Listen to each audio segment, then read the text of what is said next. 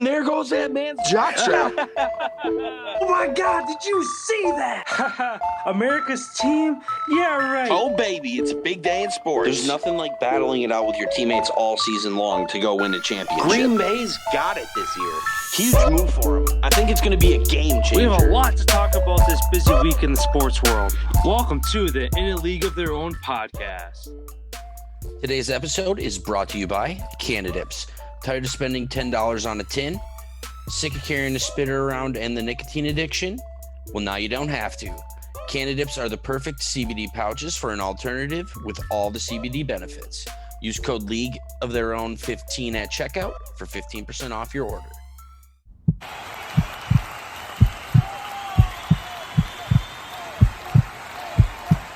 And we are live. How's it going?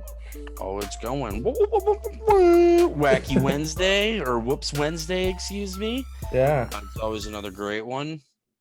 Excited to do today's episode. Yeah.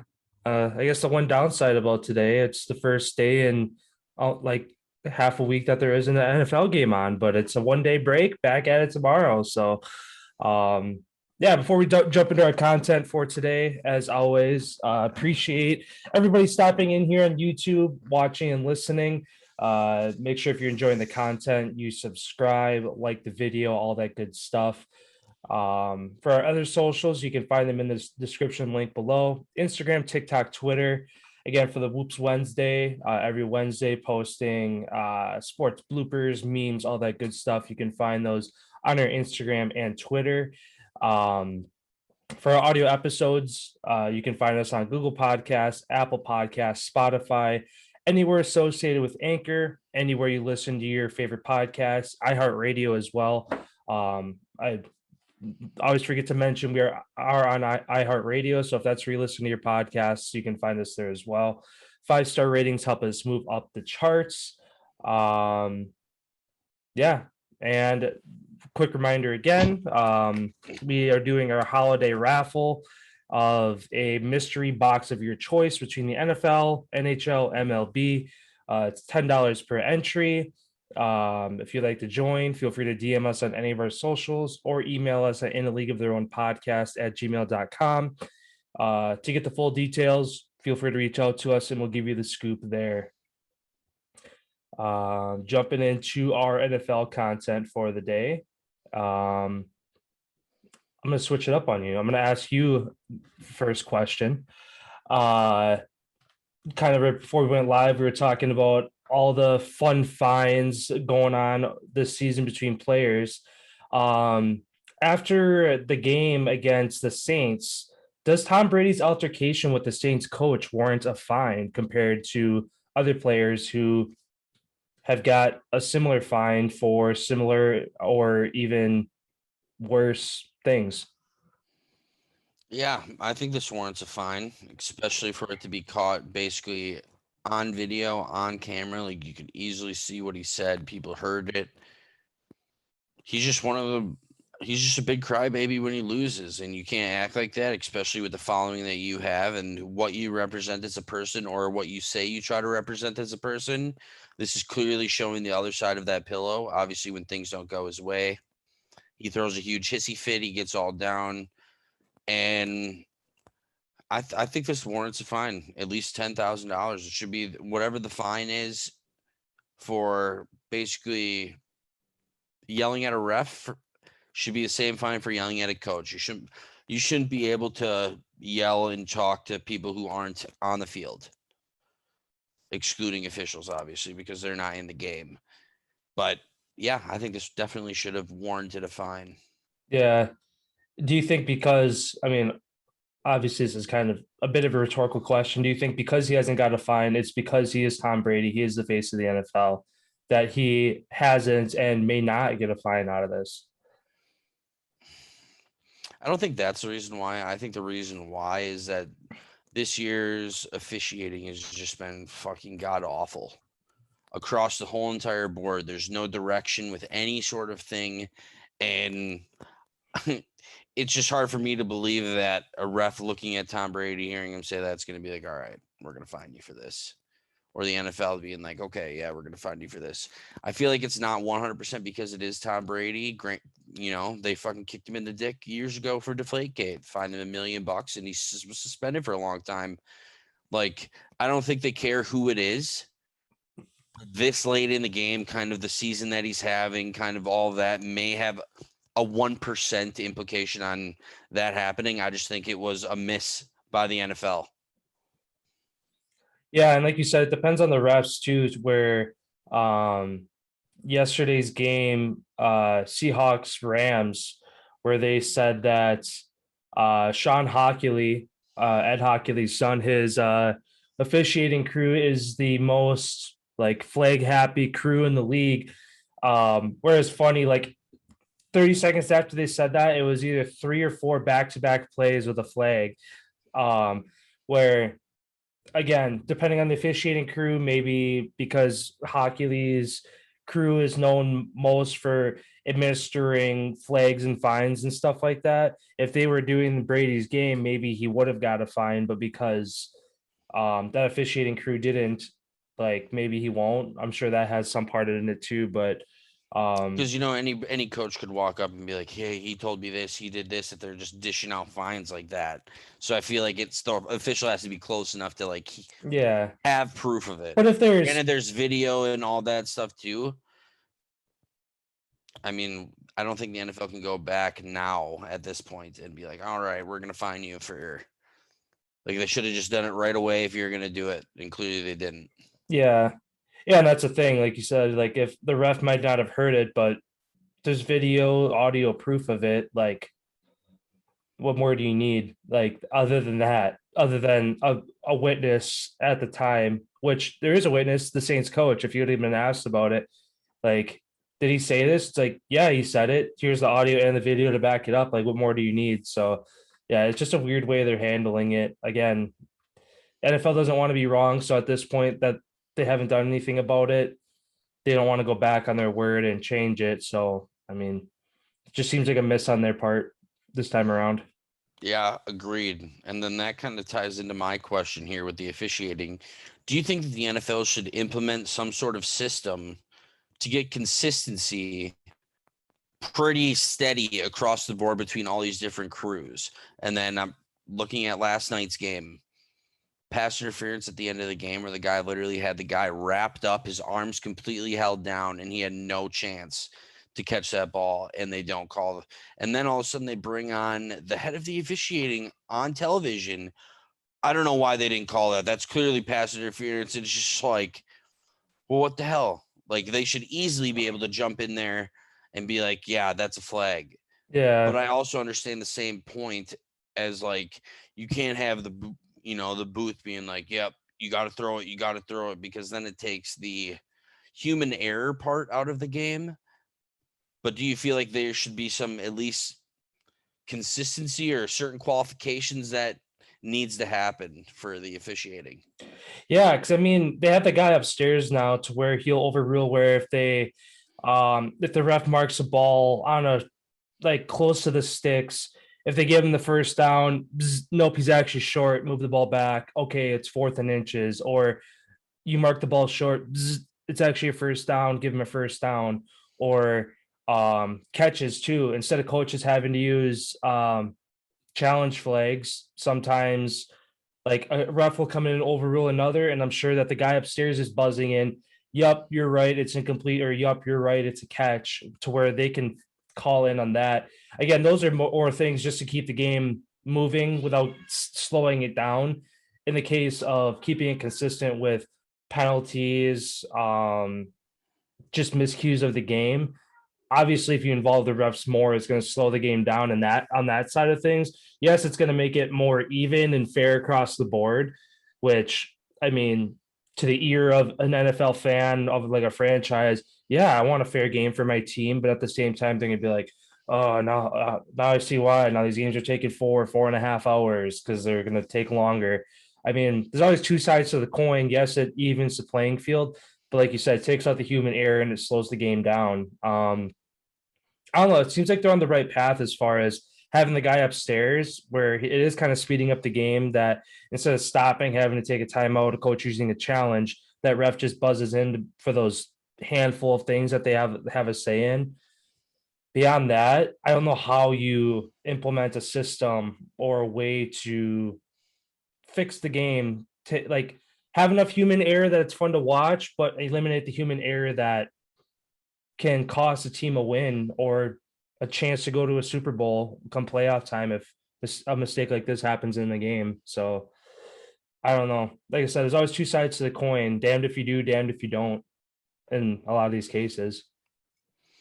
Yeah, I just look at last night, for example, like Seattle, they're officially out of the playoff run now because of that play. Like, who knows if they would have won the rest of their games and somehow got in as a wild Yeah. card. Like, these are the questions. Some of these pass interference, no pass interferences. I don't know. Just to me, it seems like, I don't know. I'm going to refer it again to the NHL like I do a lot, just because that's more of my understanding of how the game goes at the higher levels. Like the officiating, they're not trying to. Obviously, there's some referees, just like you said, Hockey League's son, who tries to grandstand and be like, "This is my show.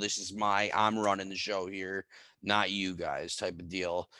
Where most of the time, the refs don't want to put that on themselves. Like, they would rather get assistance and get the correct call than be fucking wrong going home, and then all of a sudden you're getting people who hate you because of something that you're just trying to do. You're just trying to do your job. You only have two eyes. Obviously, you can't see everything. Yeah. So it's like there should be some sort of help. Like, I feel like they almost need to add another official on the field behind the one that's like, so they have the one that's behind the linebackers by the safeties. They should have another one that's even back further than that, or maybe even two of them. Put them on the sidelines and have them literally all they're looking for is PI calls.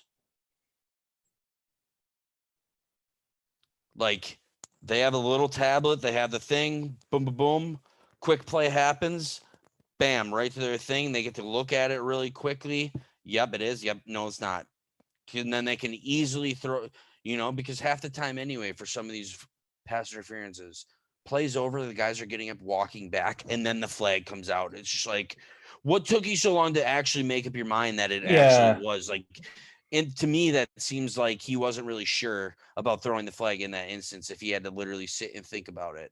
Or because the receiver turns and puts his hands up, and the whole section of fans behind them, if it's a home game, hey motherfucker, that's a pass interference, between the ref looking at them and hundreds, thousands of people behind them. Okay, it's just like I feel like it's easier to just, all right, I'll make you guys happy than to try to like sulk in it and like act like you didn't see it and go back to your spot.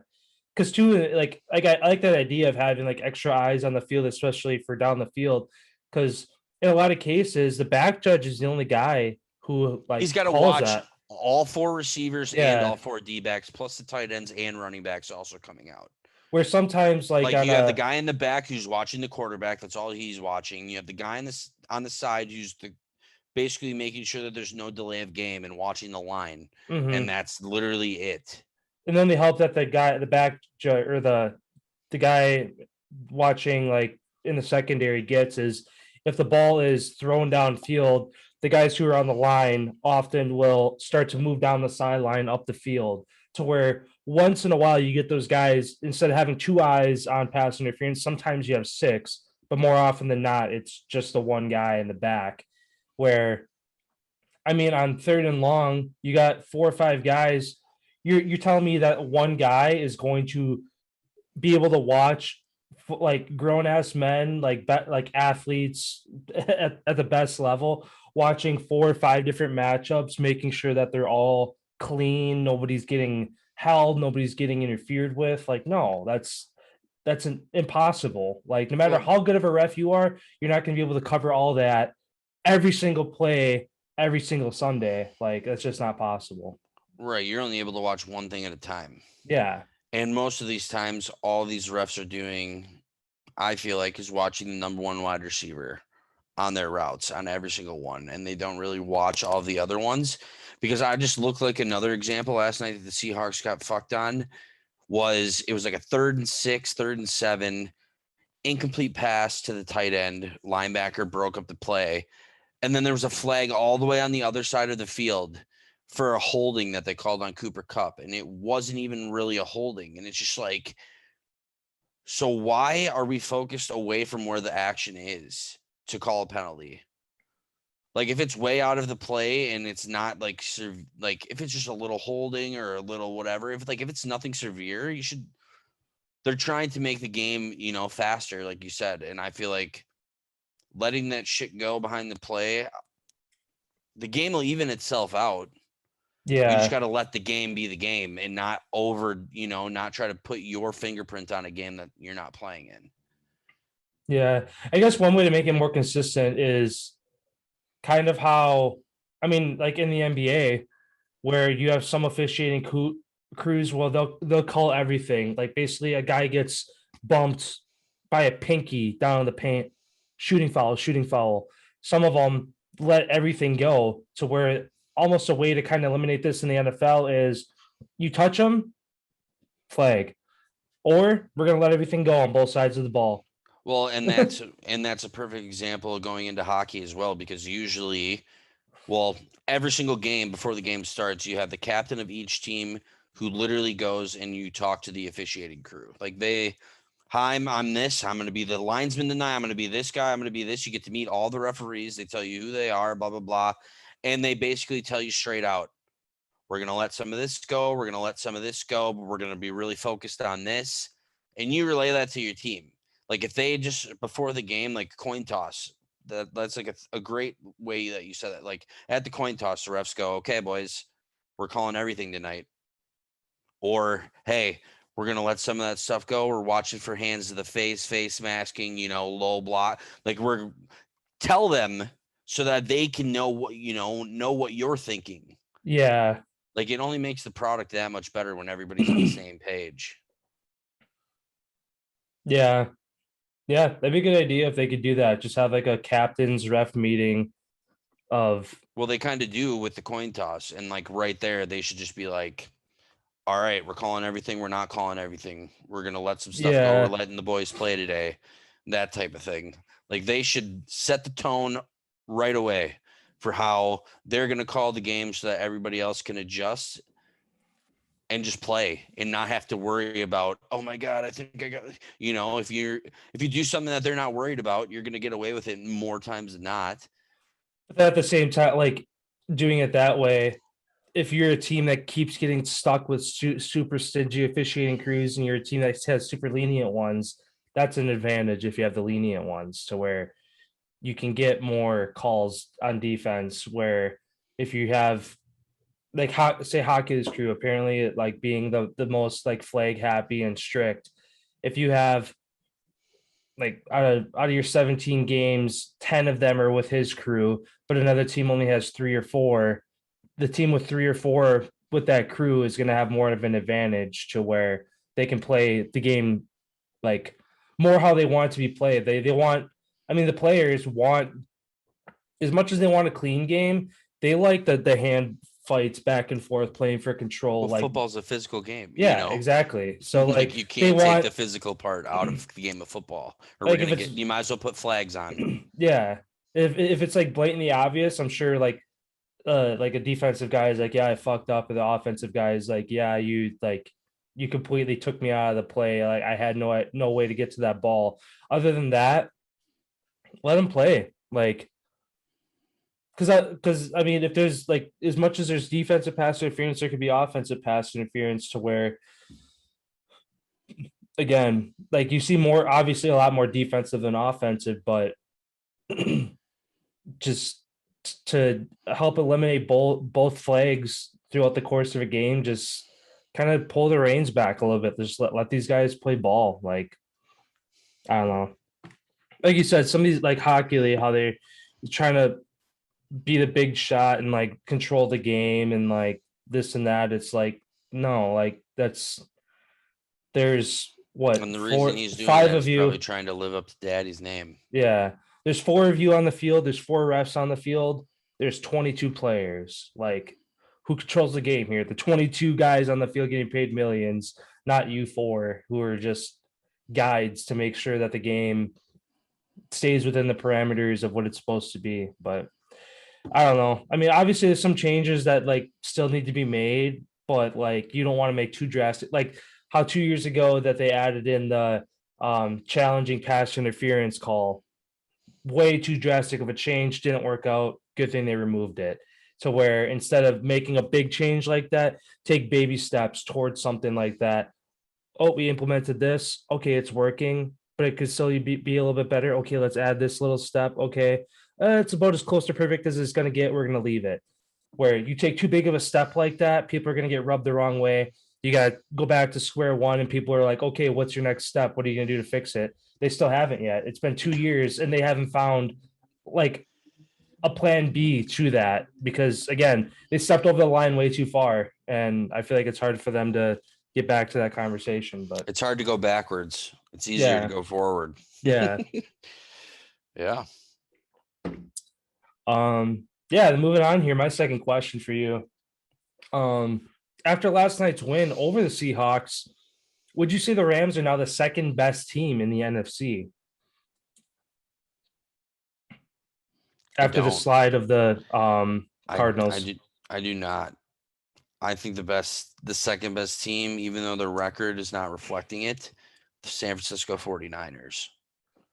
I think they're hands down the second best team in the NFC.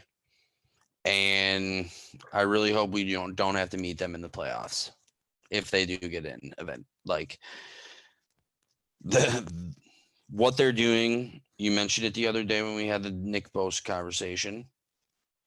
This team is unbelievable on what they're doing. And everybody, oh, Jimmy G is going to be gone. Jimmy G, he's having a hell of a year. Their team is putting it down people's throat just like they used to do when they got to the Super Bowl a couple times. Like, I feel like they're on a collision course potentially either with Tampa or with Green Bay in the NFC Championship. Like, I feel like their team is just clicking right now. They have the offense and they have the stellar defense.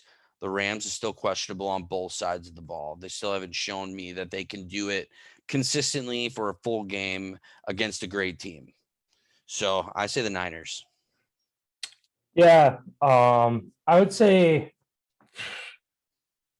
yeah, either the Niners or I would say the Rams. It's kind of I would agree putting the 49ers above the Rams just with the way they're trending right now. And tomorrow night they're gonna have another good test going to Tennessee.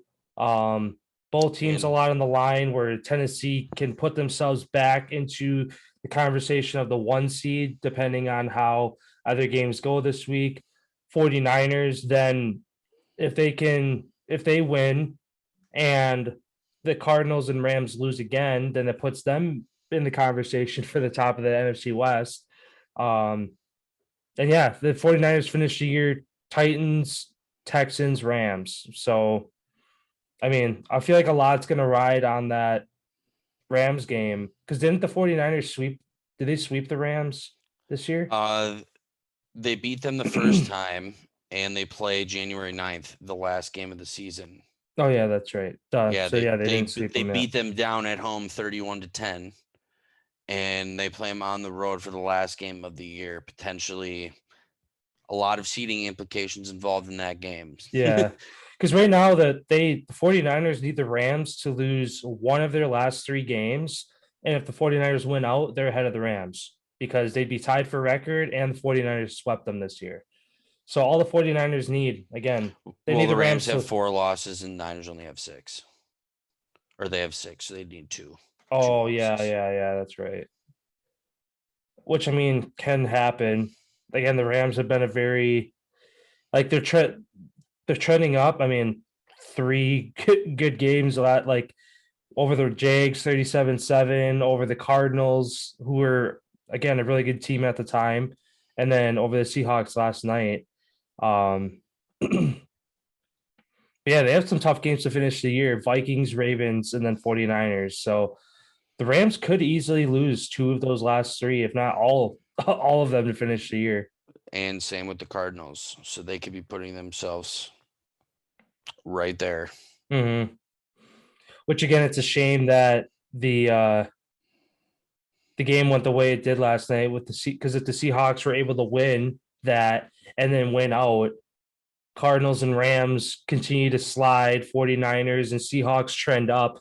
It comes down to that last week where all these teams are within a game of each other in the And they last. play each other, Yeah. But yeah, I Yeah, mean, and all of that got screwed on that one PI call. yeah. Yeah. All right, my last question here. With the huge outbreak in COVID, obviously we saw the games rescheduled and all of that. What team do you think is going to be most affected by missing players this late in the year, potentially even costing playoff implications? The Browns, I think, in the AFC North, they had a chance to win that game against the Raiders last week. Would have moved them to 8-6. Instead, they sit at 7-7, still in the playoff hunt. Again, a big question mark going into Saturday's game, to where if they had a Sunday game, that gives them an extra day to get guys healthy, get guys back off that COVID list. Playing on Saturday against the Packers, that takes one less day of getting healthy, prepping, like, again, getting guys off that COVID list, to where a loss last week to the Raiders, a loss this week to the Packers. Like, those are two big losses that they can't really afford, to try to stay in the playoff hunt and still stay in the AFC North. Because again, they're only a game back. So if Pittsburgh, Baltimore, Cincinnati all lose this week, Cleveland has a chance. But if they lose to Green Bay and all the teams ahead of them win, that kind of knocks them out of their chances in the North. And then right now they sit 12th in the AFC race. Again, only a game back, to where the 4 through 7 teams that are in are 8-6, and then there are 1, 2, 3, 4 teams 7-7 on the outside looking in. So again, 1 week, if you're in and you lose, you're out. If you're out and you win, you're in. Like, you can easily flip flop like that. But I just think these, like, the COVID injuries, all that hit Cleveland at the wrong time when they're trying to make a playoff push, because I think they're going to come up short, to where a couple weeks ago I saw them getting in, but I think that they have too tall of a road ahead of them to get it done. I think it's going to be the Chiefs. Travis Kelce, Tyreek Hill, Mecole Hardman, ETN. There's a handful of players that just went on the list today. Obviously, like what we've seen in the Browns, the same situation. It's almost been a week now, and they still haven't been able to produce 2 positive tests. Who knows how long these guys are going to be out? They lose this weekend to the Steelers, next weekend to the Bengals. Chargers roll. They're finding themselves right back in the shithouse where they began, off their couple losses and playing poorly. Mm-hmm. I feel like the Kansas City Chiefs could be the most affected by this, especially because they started so rocky and it seems like they've figured it out. Missing a couple of these people could put them right back to square one. Yeah, they're the driver's seat for that 1 seed right now too, where you cough up a game or two for how tight the AFC is. Again, a lot of 8-6 teams. The Patriots on their heels at 9-5. 2 losses, you go from the 1 seed to the 6 seed, maybe out. Well, if and you lose a speaking couple of, games. Bills are without Beasley for this weekend against the Pats, so that's a big miss for the Bills. Yeah. Yeah, I can see it. Yeah, the Chiefs, even though right now, yeah, they're top of the AFC, missing those guys. Because I mean, they're on a 7-game win streak. Was that the best right now? Yep. Yeah. Dolphins are second with 6. Yeah, just with how tight the AFC is right now, like, suffering a loss that none of these teams can afford, which is still crazy how there's only 3 teams eliminated out of 16, and we're in week 16 now. 15. 15. Yeah. No, we are in 16. Tomorrow. Oh, yeah. Tomorrow starts week 16. Yeah. So 3 weeks left to the year, and there's only 5 teams eliminated total. Yeah. The Seahawks were the 5th last night. Which is unreal. because the Bears got added to that on Monday, and they just got added to that yesterday. Yeah. That's got to be more than 5 then. Texans, Jags, Jets, Bears, And Seahawks, the Seahawks, Giants. they're not eliminated. Bears and Lions are the only 2 teams eliminated on the NFC side. Oh, they said on that's weird. The commentators must have fucked that up on ESPN yesterday because literally after the game was over, they basically said Seahawks season's over. Like they're eliminated. Well, it's probably a 1%, like less than 1%. So they basically are eliminated, but like statistically, they're not. Well, is it even possible with 3 games left to even be in the top 7? Yeah, because at 5-9 right now, Well, the Minnesota's Niners, if the Niners lose all theirs, they would be tied with them, but they'd have the head-to-head, so they'd still be ahead. So Seahawks would still be Minnesota 4th in the West, no matter what. Minnesota 7-7. So they're only 2 games ahead right now. With 3 weeks to go. So if Minnesota loses out, they'd be at 10 losses. If Seattle wins out, they'd be at 9. So all 4 teams in the NFC West could get in then. Possibly, yeah. But again, the Seahawks would need Carolina, Atlanta, Washington, New Orleans, Philadelphia, and Minnesota to all lose out. Lose 3 out, which is not going to happen. Yeah. Damn. Yeah, you need 6 teams to lose out. So again, and it's not even possible because the Eagles and Washington play each other. Yeah. That's why I think it was an elimination, because it's divisional games at the end here. So one of the teams that you need to lose is going to win. Yeah. But I wonder if a tie helps then them. I don't know. Like I said, they basically, like, they're not officially eliminated, but it's probably less than 1% to where they need a long list of things to go right.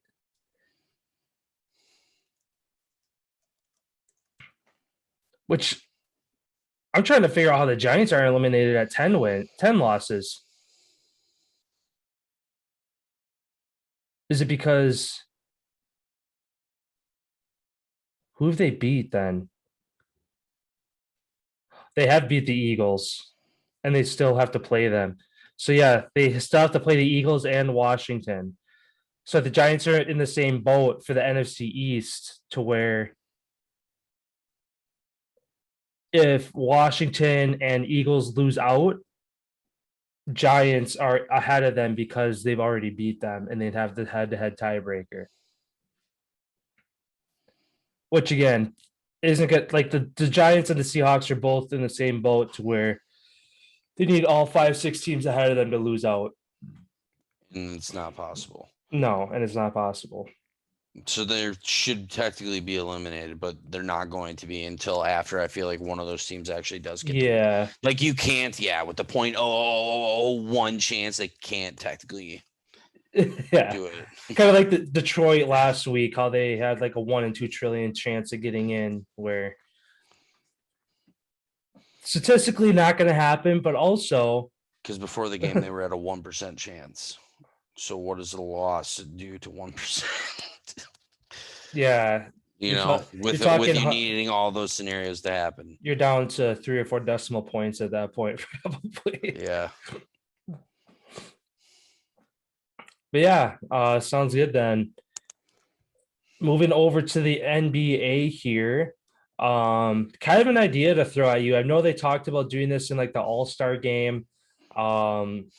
Just kind of picking your brain on it. The idea of a 4-point shot, to where close to half court, they'd have like a dot or just like a logo in 4 spots on the court. In each corner, like basically, like you make a rectangle, cut it in half, to where here, and then here, you have a spot to where if your foot is inside of that spot, it's a 4-point shot instead of a 3. Would that like be something that down the road, like 5 years, 10 years, 20 years that would make the game more fun. And in some cases, help teams that are down 4 points with 2 seconds left. Usually, all right, we need a 3 and a foul to have a chance to win. You add in that 4 point shot, it gives teams a chance to win or tie, adding that in. I don't like the idea. I think the idea of that would totally ruin the game of basketball. Just because if there is a 4-point shot, I feel like it's going to be over seeing tall players in the league, blocking, stealing, and everybody's just going to be walking up to the 4-point and just trying to rack them up. Like, I feel like that would ruin the game. And the only way that you could do it, I feel like a 4-point play would be like a benefit. Like, I get your idea of like doing like the spots, but I feel like in order for a 4-point, you should have to shoot it from your own half of the three or half of the court, and even behind the free throw line. Like, it should be over a 3/4 court shot if you want 4 points. I feel like then that would be like, okay, if a team really is down, would be amazing to see a team down by 4 just catching, just bang, oh, we're tied. You know, how many times are you going to make that where these shooters are so good, dude? You put those spots out there, Steph, Trey, all these guys are just 4, 4, 4, 4. Like, I don't think doing it the way that you said was a good idea, but I feel like potentially like making it almost impossible to make it for the 4-point play. Like, make it like a razzle dazzle type of style where it's got to be insane. Yeah. I think as far as implementing it into the regular game, I think we're not at that point yet where that's needed. But I think like in an all-star game, I think it'd be fun to add in like a 4-point shot. Oh, for sure. Yeah, that'd be cool for sure. Just because the guys are already jacking up logo shots back and forth, back and forth. It's basically a 3-point shooting and slam dunk contest combined into one. Where you add that in to where it's giving these guys an incentive of, if you're going to jack it up from that far, here's an extra point kind of thing. Yeah, I think it's like at least 10 years out from an idea like this that they'd implement, just because I mean the game has changed a lot in 10 years, but I think it'd have to change tenfold how it's changed in the last decade before an idea like this would make sense. Yeah, I just don't think it would ever work like into a season wise, just because of there's no way to really make that work without completely changing the game of basketball. Like the fundamental part of it, which you're taught as a little kid if you want to make it to the NBA, you know, like there's a handful of things that you learn, technique, all this stuff, where all that would completely change if it was implemented. But yeah, definitely for an all-star game, I think that'd be sweet. Yeah. My first question, kind of like the same idea of just something that I thought that would kind of be a good idea for the league, and just want to know your take. I've always thought 82 games is just way too much for the NBA season, just because all the wear and tear on their knees, the bodies, the fatigue. I always thought 58 was like the perfect amount of games where you get to play every team almost twice. In your division, you get to play a couple more times. Like some of the teams, you get to play a couple more times. I feel like that just brings the intensity of every single game up. Players are more rested, ready to play. Do you think that would be a good idea to make the league more competitive? As we do see some of these nights 150-90. Like, you know, like some of these nights it's complete blowouts. Yeah. Yeah, I think shortening the season a little bit would help on all fronts. Like you said, keeping the guys off the court less wear and tear, making these games mean more because there's less of them. Thus, arenas can charge more for ticket pricing. Like it's everybody wins. The NBA makes more money, to where I'm sure they could find a way that, oh shoot, we're losing games, so we're losing money if we up ticket prices by X amount. You have to find that perfect range where they're not too expensive to where you're not filling arenas, but they're not too cheap to where you're losing millions of dollars every year because of the games that you took away. See, I don't even think that they would have to even charge more for ticket prices just because the product, the people wanting to watch great basketball, that's going to go up. Yeah. Like you're going to have sold out arenas every single night. Yeah, that's true. Yeah, I mean, I don't know how they'd break it down because you play like in a regular season, you play everybody in your conference 4 times and you play everybody in the opposite conference twice. So Once there's at 30, home, 32 teams, right? 30. 30. Where you play everybody in the opposite conference, once at home, once in the arena throughout the season. The last 2 seasons they've abbreviated it to where you play um teams in your conference only 3 times, but in a regular NBA season, it's twice or it's 4 times. So then just make it 60 and even 60, and you play each team 3 times. Yeah. So if you play everybody in the other conference twice, that's 30 games.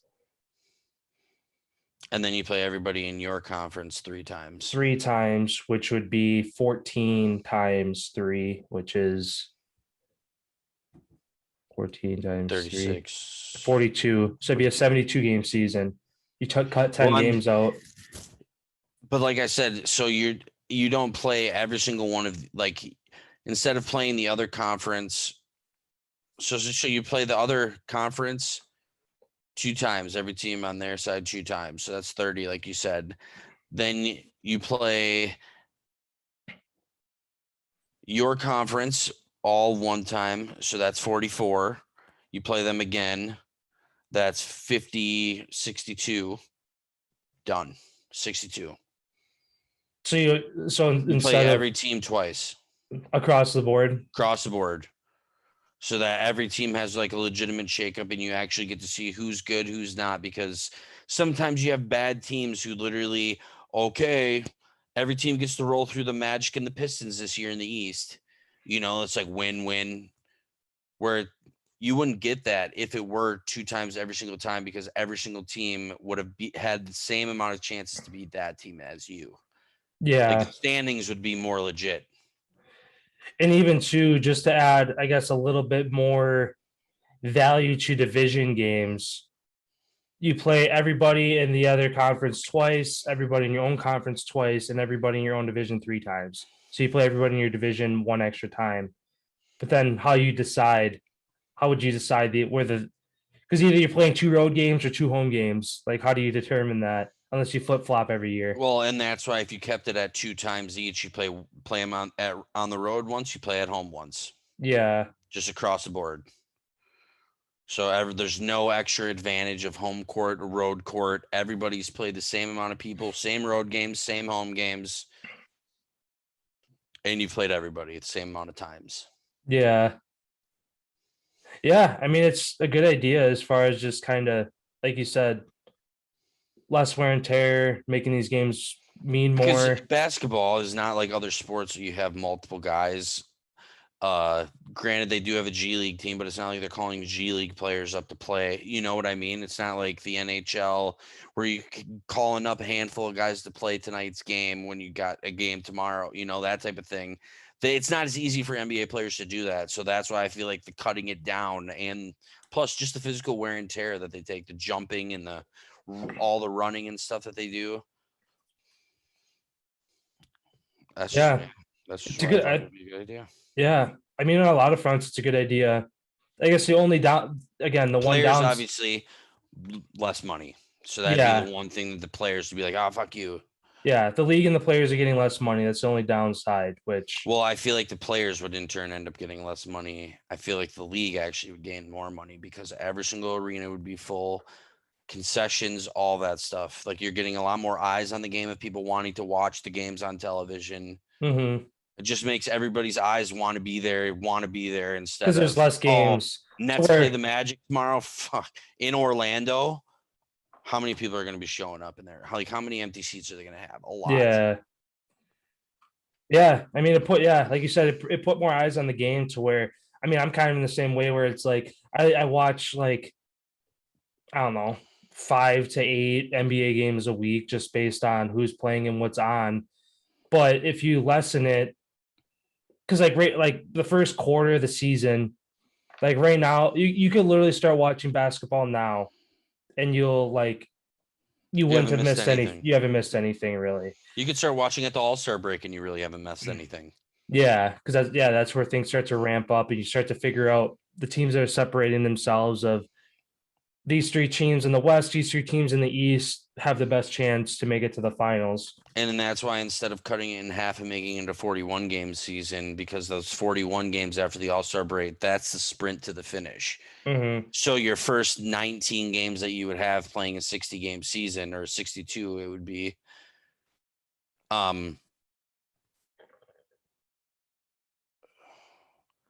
you would I forgot what I was saying. What was I just saying? I just something 19 games before the All-Star break.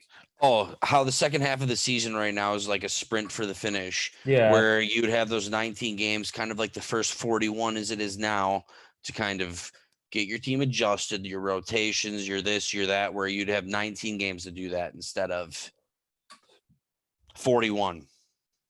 Yeah. Like if you're going to struggle a little bit, obviously every team's going to struggle at some point during the year. That's why having that little 19 game gap type of difference compared to the, I don't know. I just feel like it'd be a really good idea. Yeah. Like look at the NFL, why they have the best viewing rating, there's 17 games or 18 games, whatever there is. There's a little amount of games, so each game is that big. Mm-hmm. You don't get to see it that much. Yeah. Yeah. And for the athlete's sake too, like you're showcasing these athletes on a higher pedestal than you are now. Mm-hmm. Yeah, that makes you want, like, as far as like baseball too, which that's still like how they have a 162 game season, but also makes sense why that's the highest paid sport, because they play that many games and their season is that long. They need to be compensated for that. Well, and they have you have 4 minor league teams too, which guys are coming up and down all the time. Yeah, sounds good. My last NBA question here for you. Which player is going to have a bigger impact in their return? Kyrie for the Nets or Clay for the Warriors? I think it's going to be Kyrie for the Nets, just because of the fact that Warriors are a great team even without Clay. With him back, just lightens the load for everybody else. Kyrie as well coming back too, but KD's also been doing it by himself with a bunch of rookies. Like he ain't going to be able to pull this off all year long. Yeah. Like, especially with Harden out too. I feel like him coming back is just going to have more of an impact. I don't know if it's going to necessarily be better in the long run, but as far as impact wise, it's going to be a greater impact of Kyrie coming back. Yeah. I mean, I think it's close. It's not like night and day of like, oh, No, this it's guy not. 100%. It's gonna, we'll know after a month or two of these guys being back, of like circling back to this question of, okay, Kyrie edged out Clay or Clay edged out Kyrie, for kind of their impact coming back. But yeah, I guess just the current state, like you said, the Nets are kind of hanging on. Like by hanging on, I mean still the best team in the East. And the And you're only getting Warriors, him for road games. yeah, that's true. To where you're gonna lean, like you At game home, plan. KD's going to have to do it all still, like Yeah. on the road is his only chance where he's going to be able to take a couple minutes off the rest. Yeah. Yeah. I mean, yeah, I agree with you that Kyrie, it seems like he's prepped to have a better impact, um, but at the same time, that pressure that Clay is going to be taking off of Steph, off of Draymond, off of Their team Poole, is all just going these to guys. flourish. Yeah. So as I far don't know if as they catch the Suns, though. they're only like a game back, though. Mm-hmm. Well, yeah, half a game, but they will be a full one after the Suns play their next one. Yeah. Well, tonight, neither of them play? But they both play tomorrow. Yeah. Yep. Suns play the Thunder, which is an easy win. Yeah. And Warriors play the Grizzlies, which never know what you're going to get. Yeah. Which kind of ties into my next question here. Who do you think's the best point guard in the league? Oh boy.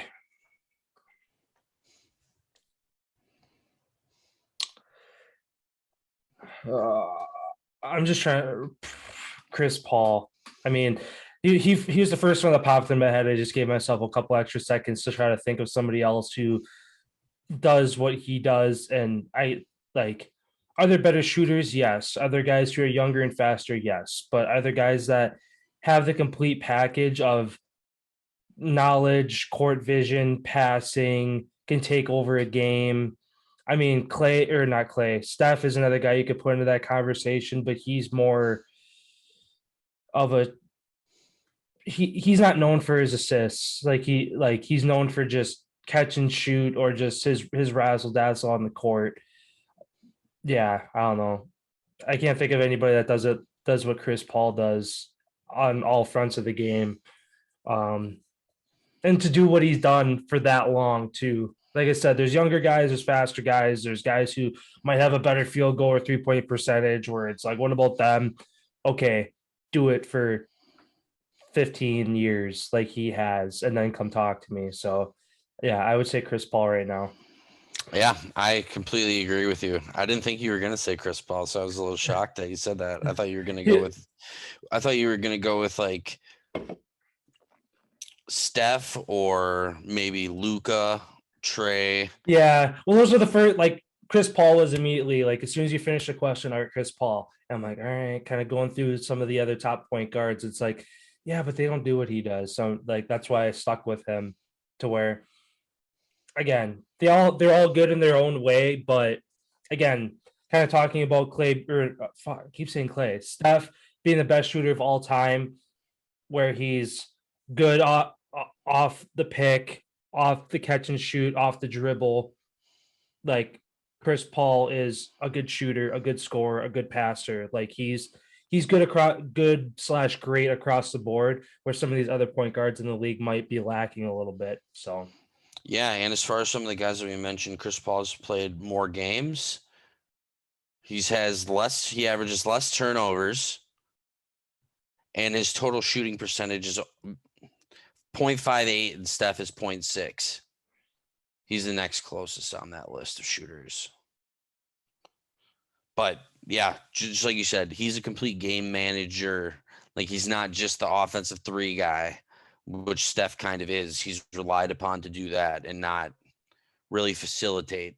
He might have to turn to that role just like LeBron had to later in his career as well. Like obviously once you start losing your speed and all that stuff. yeah, But Chris Paul, like you said, he's done it for his whole career. Fourth all time in assists, I believe he currently sits at, or maybe he's third right now. He's unbelievable. And he plays both ends of the floor too, like you said. yeah. Sounds good then. Moving over to the NHL here then. The kind of your question about the NBA lessening their games is kind of a similar question as far as the playoff format for the NHL.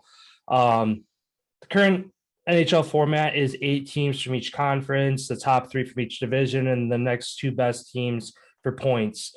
Do you think this is a good structure that they have, or should they eventually expand or condense that format, adding more teams or lessening it to 6 teams out of each conference? I like how it used to be. It used to just be the top 8 teams in the East, the top 8 teams in the West.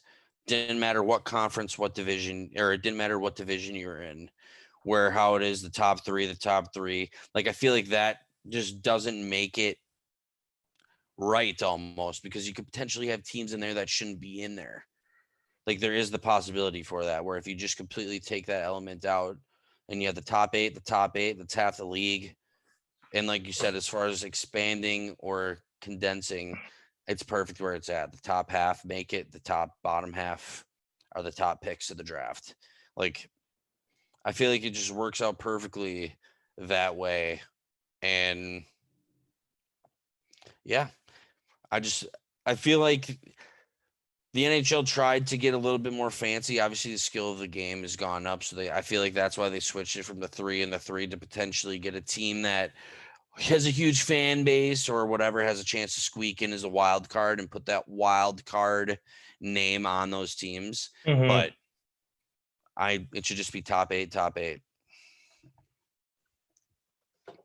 Yeah, I think it's in a good spot right now too. You condense it, you're taking away the possibility of again those teams making a late surge.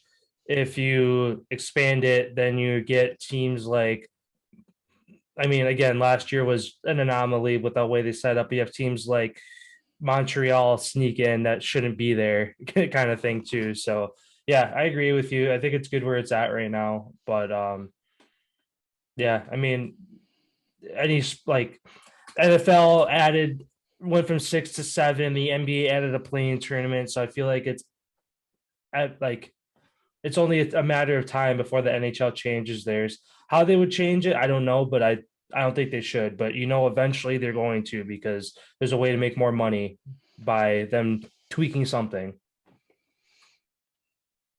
Yeah, I don't. The only thing like I could actually see them doing is what I mentioned for the NBA.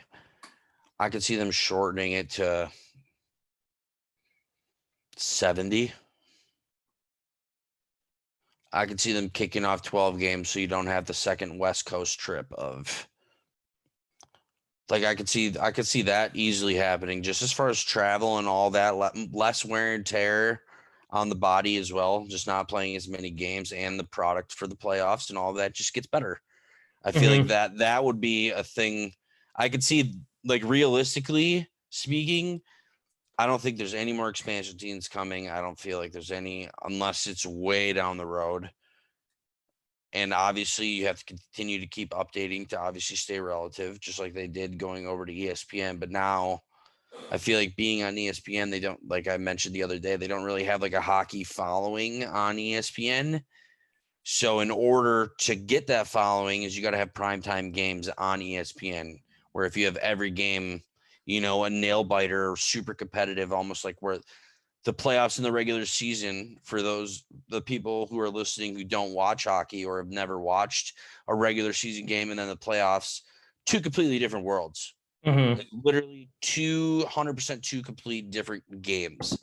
And shortening up the regular season, I feel like just adds the levels of the playoffs would just be that much more intensified because the players are rested. They do have the energy, but also at the same time, you deserve that.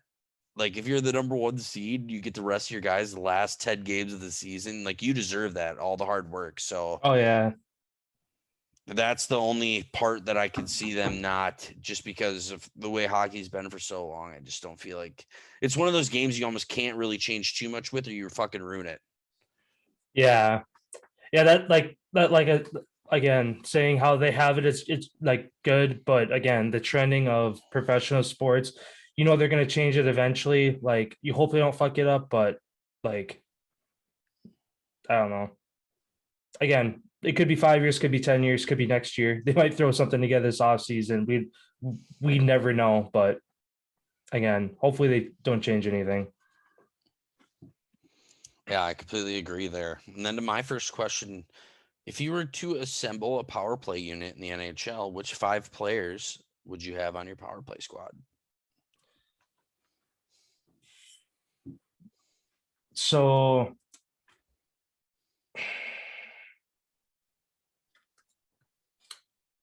I'm kind of assembling it right now because like I had it off the top of my head, but I'm making sure I'm assembling them correctly in the right spots. So Well, because as and on far the power play too, like most of the time, you do have 4 forwards and 1 defenseman usually, because you do need one person that knows how to play defense. yeah. Ooh, then um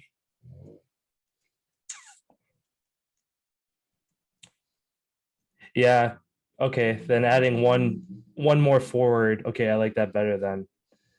Um Let me find. I'm gonna make sure I'm sticking them in the right spot so that I don't not eliminating them. Um Okay, so the guys I have right now, kind of my no-brainers that were just off the top of my head.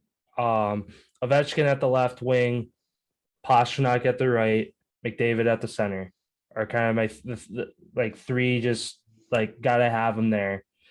Um, And I for guess you do need a goalie out there too. You would have to have a goalie. yeah. Um, do, do, do. Okay, my defenseman. I'm thinking John. Yeah, Carlson from the Capitals as a defenseman, and then as my fourth forward to add to these three, I guess Drysaitel. Maybe not.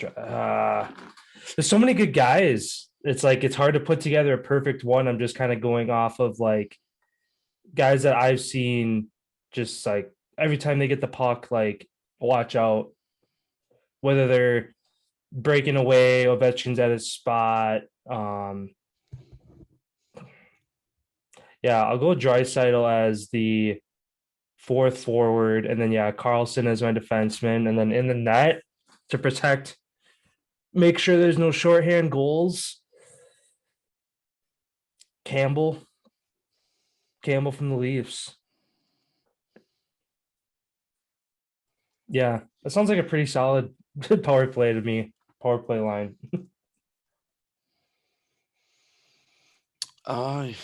That is a pretty good power play line. Mine, I would have Crosby at the center. I'd have Ovechkin on the right wing, or excuse me, on the left wing. Austin Matthews on the right wing, opposite hands both, and they both have sick one-timers. I'd have Victor Hedman, best defenseman in the league 2 consecutive years in a row. Tampa Bay Lightning, thank you very much. I'd have him quarterbacking on the power play just because he's such a big guy, takes up so much space, and is very good at knocking the pucks down, and he's got a rocket of a slap shot. On my right defense, actually, I'd swap those two. So right defense would be Hedman. Left defense, just for shot-wise, would be Nathan McKinnon. And the reason I'd have him is because you have Hedman set up behind the net, and you could just have McKinnon come pick up the puck and just wheel it all the way down into the zone, have him come all the way around and stop up at the defenseman spot where he'd already be. Everybody else gets to move up, and he's got a hell of a shot as well. And in net, stick with Tampa, Andrei Vasilevsky.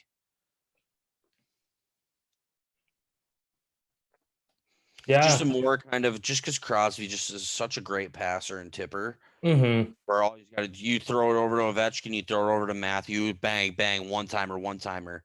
Then you have Hedman up top, able to work it, and McKinnon with his speed. It's just a nice little mix of all these different attributes. Yeah, I got like again having McDavid at the center, like it's like high risk, high reward to where if he gets a half step, like you're screwed. But again, if he gets like slowed down a little bit, he again it's high risk, high reward to where I wouldn't say he's easy to shut down, but there's some teams that like play him well, like obviously good defensive teams that can take him out of a game. But again, he's easy to shut down when he tries to do it by himself. Yeah. And that's the only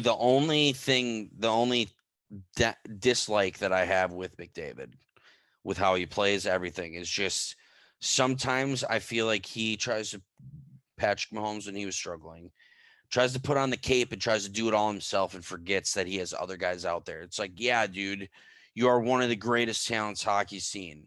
Like, we all get it. But that doesn't mean that you have to try to do it by yourself when it gets into clutch time or we need a goal or whatever. Like, Mm-hmm. you got a team. So hopefully, and with age, hopefully, maybe he can figure that out and become, I don't need to do it all the time, but when I can, I'm going to. Like, when I do have that I'm going. Not, I get the puck behind the net. Okay, I'm going the distance this time. Like take it if it's there. Like Tom Brady, all the excellent players end up figuring that out where you don't need a home run. You don't need a goal. You don't need every time you touch the puck or the ball or whatever. You don't need to drain a 3 every time, you don't need to hit a home run. Just take what the defense gives you and everything will go according to plan. For sure. Oh yeah, my second question here for you then. But the NHL currently in their COVID break until next Monday, so all the players get basically almost a week, if not a little over a week, depending on when the last game was. Coming out of the break, everybody's record is 0-0. Which team puts together the best win streak coming out of the break?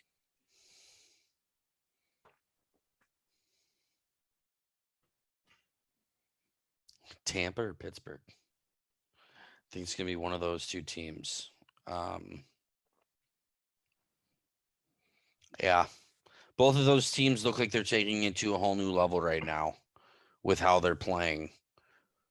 Yeah, I'm going to say those two teams.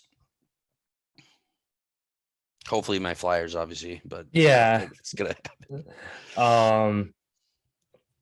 Yeah, I think, again, we were talking last episode, some teams like are going to benefit negatively. Some are going to benefit positively from this break. I think one team that's going to come out of it on a positive note that has kind of hit a little bit of a rough streak that needs it, Minnesota Wild.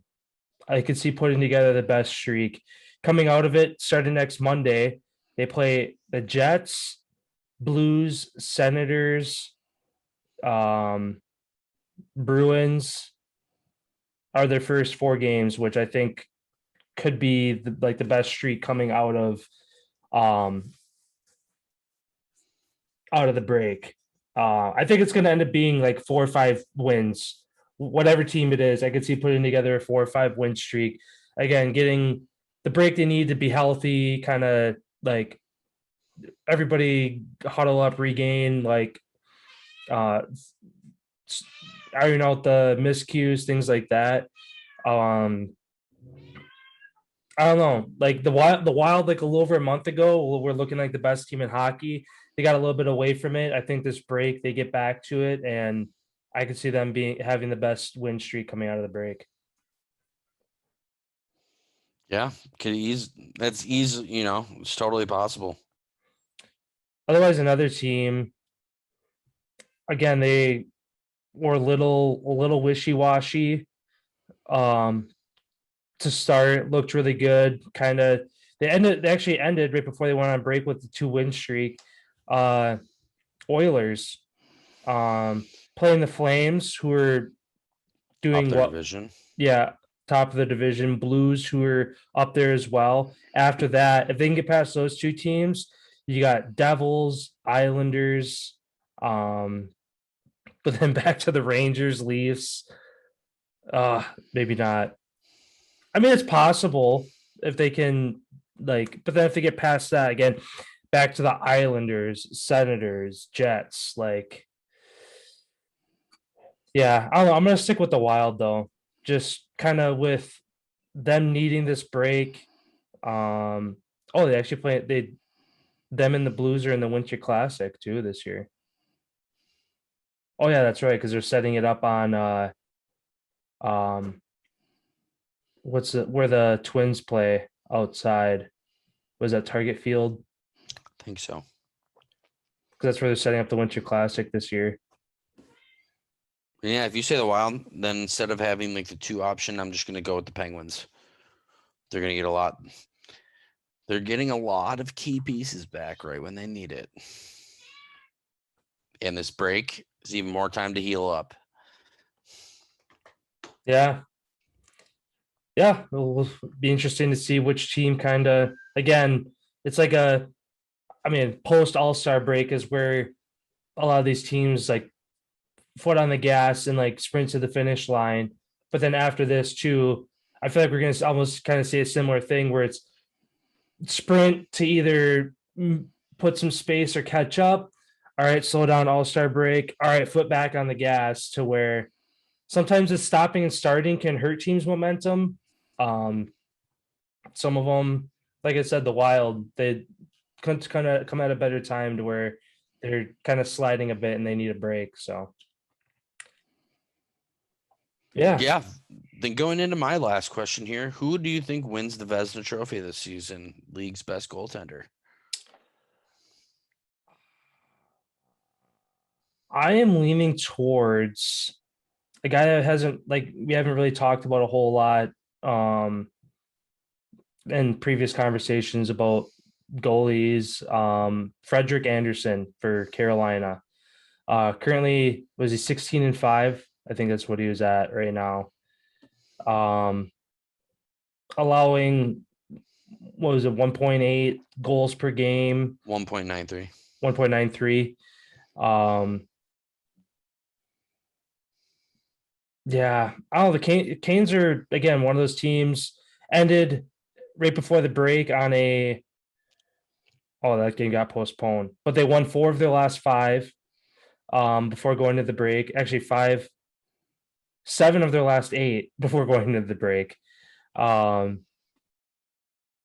he's been on fire between the posts. Yeah, 16-5 record, 93% save percentage. Yeah, I mean, right now, I think he's doing what he needs to get done in the net. And kind of looking at their last couple games, 1 goal allowed, 3 allowed, 1, 1, 1, 2, 2, 2. Like, they're, again, they're splitting, so I don't know which ones he was in the net for and which ones their backup was in. But yeah, right now he's looking like the best goalie to me.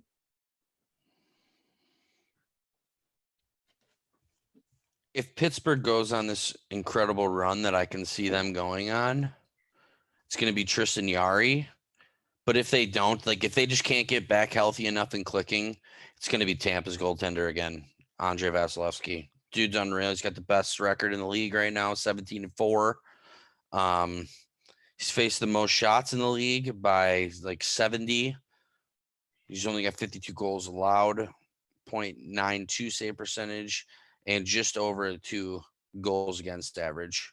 But that's not bad, as he's faced that many more shots as Yeah, every other goaltender. He's also has the most minutes played out of any goaltender. He's been excellent in the shootout as well, 67%. Yeah, he's just so big, and the team that he has around him is just so good that. But some of this, dude's just unreal. I just have never seen a goalie like him before, and it's just so amazing and so cool to watch him play. yeah. I mean, again, Tampa's a team that, And he's fucking only 27, so he's going to be around for a long time. yeah. And again, Tampa's, what are they? They have a second best record right now, right? Or They're their top. best? Oh, they're in the top, yeah, 44 points. That's right. I mean, they're, after kind of some doubt to start the season, because they were like middle of the pack in the Atlantic to start the year. Because yeah, Toronto, Florida, I think even Detroit might have been ahead of them at one point to start the year. And now they've separated themselves from the pack a little bit. But And he does have one more shutout than Frederick Anderson. yeah, I mean, both guys are having a terrific year. Obviously, Jack Campbell's another guy that's always in that conversation. I mean, even for the Capitals, Samsonov, like he's starting to click again as well. They went to a different guy. The Capitals? Vitek Vanchek. Oh yeah, they're back up. Because I know they, how many more games is he? Oh, they're even now. Samsonov and yeah, but Samsonov's 11-2. So why would they move on from him? They've been playing this other guy better, and his stats are better. Yeah. Yeah, because Samsonov 2.64 goals allowed per game, Vanacek 2.51. 2.51, both tied for 91% save percentage. I don't know. I mean, they're pretty even. It's Samsonov at 11-2, Vanacek at 6-4. Like the only statistic he's better at is goals allowed, but they've got more wins with Samsonov. So that's why I'm just like, obviously, if you can ride both guys and they're both doing really well for you, it just keeps both fresh and like you don't have to lean on one guy. But Well, and that's why I would exclude any team that plays two goalies like that from winning the best now. yeah, Because not two people can't win one award. no. And plus, when it comes to playoff, you got to lean on one guy. Well, I mean, you ride whoever's hot, yeah, for sure. and that's kind of what they've been doing as of late with this Vantech guy. Like they've just been he's been playing a lot lately.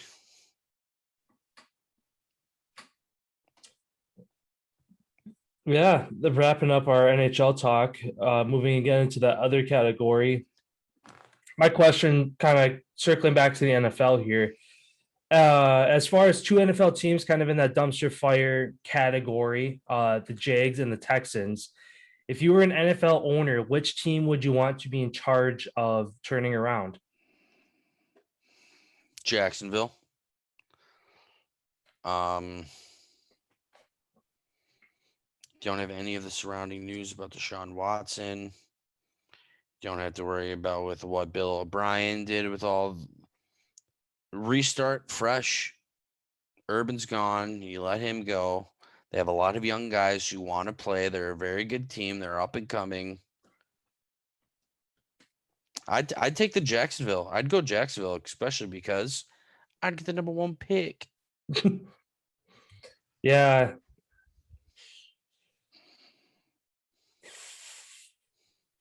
Yeah, I mean, both teams are in a very similar spot. Jags are a little bit ahead of the 8 ball as far as getting rid of Urban Meyer. They're kind of already starting their head coach search. Texans still have David Culley, but I see him possibly getting the boot after 1 year. I don't know.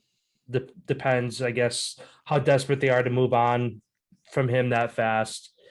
But yeah, I'd say Jags as well. Again, but like with the Texans, if you get Deshaun Watson back, if like no complications, What if you never get him again and you don't get to even trade him for anything because he's yeah, exempt? yeah, like that's the risk. Like that's the only reason I'd pick the Texans is if I knew I could get Deshaun Watson back with no complications, then I would take the Texans. But that wouldn't happen. I mean, you got Trevor Lawrence, who again looks like he's having a tough rookie season, but I mean, how many You like have him they for how long? yeah, and they've compared his stats to a lot of Hall of Famers in their first And he's season. doing pretty good compared to a lot of them. Yeah. So Because you go to such a shit team being the number 1 pick. It's like you can't even take their first 2 years, 3 years of stats really yeah. if you're coming in and you're playing right out of the draft, Hmm. Like Rodgers' case is different, he got to sit on the bench, got to learn his first 3 seasons are unreal. Hmm. Yeah, I agree with you. I take the J, especially because for the Texans too, thinking about the higher ups, to where there's been a lot of shady stuff going on again with the trades that went through the whole Deshaun Watson thing, how that's being handled. Like beyond the players on the field and the coaching staff, the executives too on the Texans side, it seems like some guys got to go, or at least some things need to get figured out there. Yeah, I'll say Jacksonville as well. And my other question for you, with no training as you currently stand right now, if Jake Paul called you and said, come fight me for $3 million, obviously that's if you win. I don't know how much you get if you lose, but if you'd beat him, you'd get $3 million. Would you step in the ring and take the fight? Well, use the money's up front. Or like how he's saying he'd pay Masvidal $5 million. He like win or lose, he'd get $5 million. Right, but he's not paying him 5 million. Like the company is like who he's because he is signed with Showtime as far as boxing. So Showtime would actually be dishing out that money, not him. No, he would because it's 5 million, and he said plus pay-per-view, which would be from Showtime. So he'd make five. Jake Paul would pay him $5 million, his brand, Just to his say name, yes to fight. just to say yes to fight. And then Well, on actually, top to of show that, up. Why I feel like you'd have to show up and actually fight. yeah. And then on top of that, the pay-per-views. Still, would you go for $3 million? Well, that's why like I was like asking because like so like what do I get if I lose? Like, do I get $3 million no matter what? Yeah, $3 million, and you'd have to step into the ring with him and fight him. I do it for 10 G's. like I like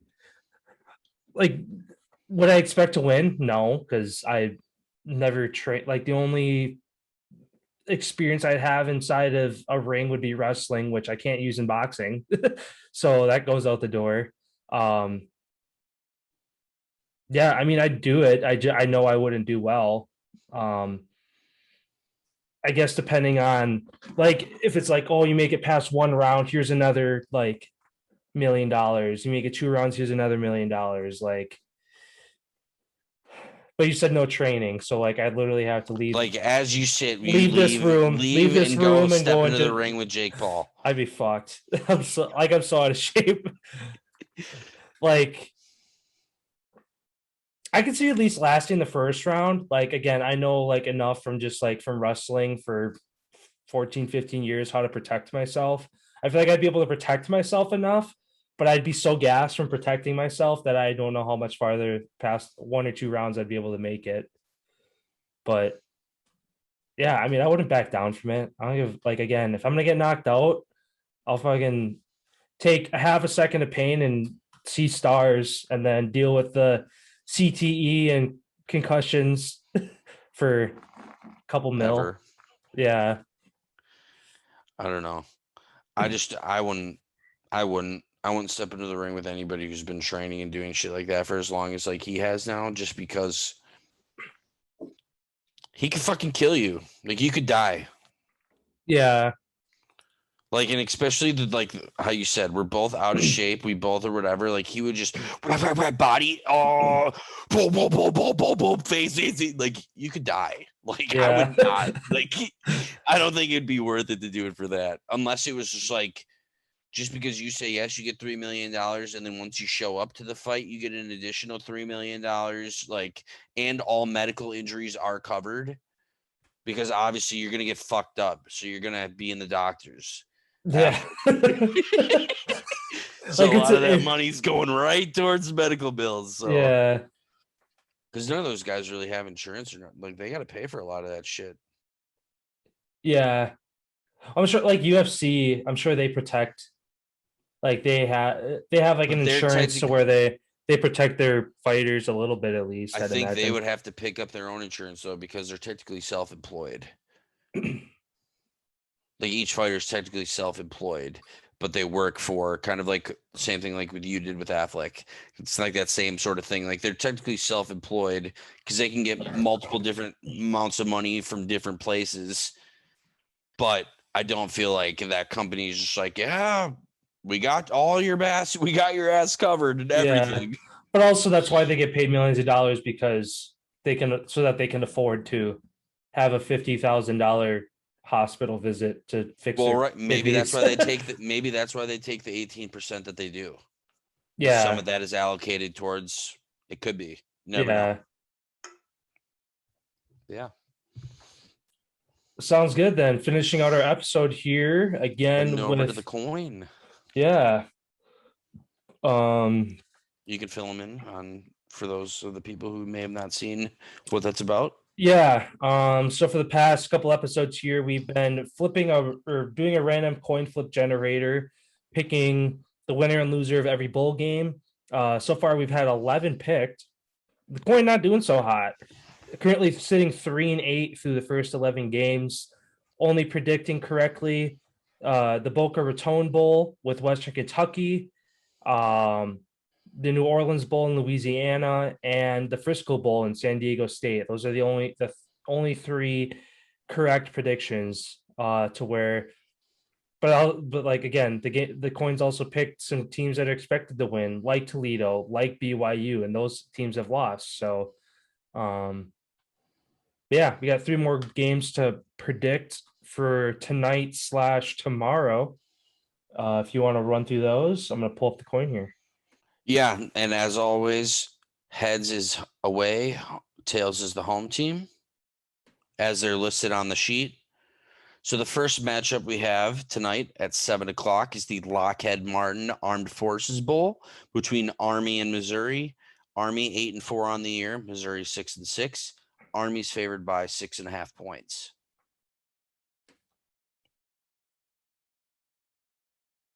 Tails. Who's the home team? The home team is Army, so Army. Missouri. Well, no. Underdog. Heads is away, tails is home. Yeah. And you said Army is the home team. Yeah, Army's the home team. Yeah. So it's not an upset. Oh, I thought you said who was the away team. Yeah, because I was trying to because I was asked, so I wrote it down correctly. I didn't know if Army was the home team or the away team. Yeah, Army's the home team. Whoever's listed on the bottom is technically the home team. Yeah. So yeah, Army. That's who the coin picked for that one. Sounds good. Then on to our second slate of games here coming tomorrow. We have the Frisco Football Classic presented by Ryan. We have North Texas at 6-6, taking on the University of Miami, Ohio. Also 6-6. Miami, Ohio, favored by 2.5, and the home team. North Texas. North Texas, let's go. And then for our last bowl game before the holidays this weekend, well, excuse me, before our episode on Friday, I should say, is the Union Home Mortgage Gasparilla Bowl between the University of Central Florida, UCF, at 8-4, and the University of Florida, the Gators, at 6-6. Florida favored by 7. Chomp Gators.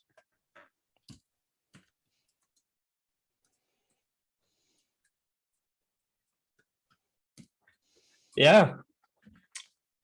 Sounds good. And then on for obviously we'll keep doing this all the way through the bowl season. We're not even again, I think there's 48 or 44 total bowl games. So at 3-8, not even halfway, like a quarter of the way there so far for bowl game predictions. So hopefully the coin will turn things around.